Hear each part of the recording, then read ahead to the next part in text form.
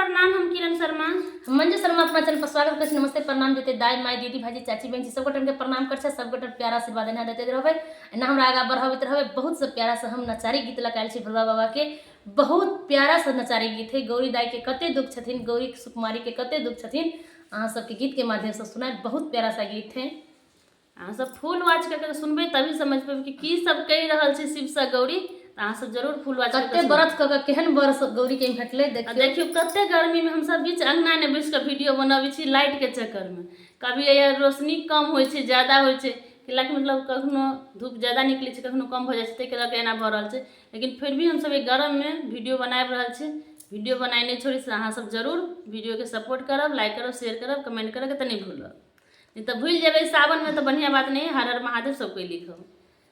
शिव के आदत देखी गौरी चलल नैहर बाछरी का शिव के साथ है। शिव के आदत देखी गौरी चलल नैहर बाछरी का शिव के साथ है। सबके सजन पढ़ल लिखल हमर पिबैया भांग है। सबके सजन पढ़ल लिखल हमर पिबैया भांग है। हम नहीं रहब बुढ़बा भर पजैबै अपन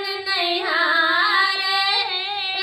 हम नहीं रहब बुढ़बा भर पजैबै अपन नैहार है। शिव के आदत देखी गौरी चलल नैहर हरि कया अपन घर है। शिव के आदत देखी गौरी चलल नैहर बछरी कया अपन घर है। सबके सजन बैठते बोले कुर्सी हमर बैसैया कलास है। सबके सजन बैठते बोले कुर्सी हमर बैसै कलास है। हम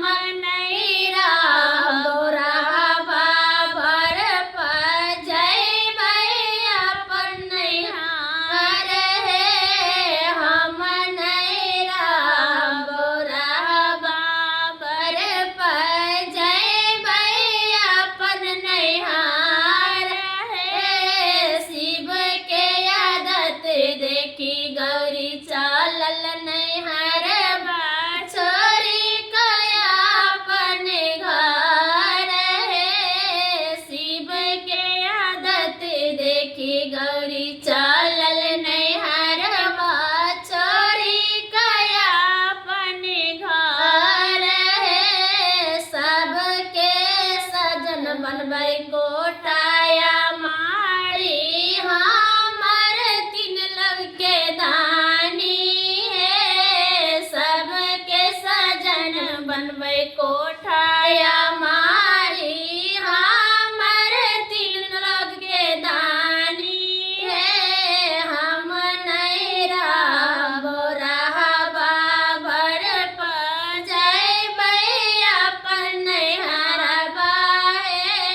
हम नहीं रहब भर पजैबै अपन नैहरबा है। सबके आदत देखी गौरी चलल नैहर